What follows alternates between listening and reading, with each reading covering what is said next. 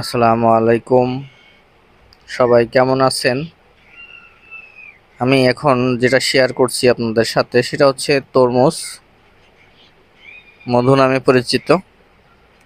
আগে ছিল গ্রাম বাংলার ঐতিহ্য তরমুজ, খুলনা জেলার বিখ্যাত। দেখেন লাল টকটকা লাল, প্রচুর পরিমাণে লাল হয়েছে সেই খুলনার বিখ্যাত তরমুজ।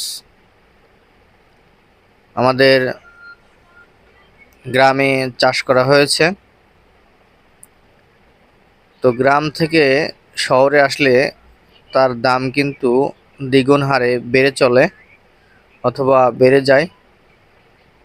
ক্যারিং খরচ দিয়ে হোক, অর্থর বিনিময় হোক, সেটা হচ্ছে দ্বিগুণ হারে বেড়ে যাচ্ছে। তো তরমুজটা খেয়ে অনেক ভালো লেগেছে।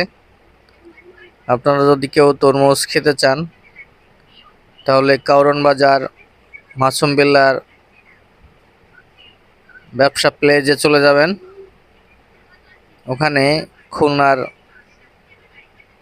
স্বনামধন্য তরমুজ আপনাদেরকে ক্রয় করতে পারবেন স্বল্প মূল্যের মাধ্যমে। তো তরমুজটা অনেক সুন্দর, অনেক সুস্বাদু।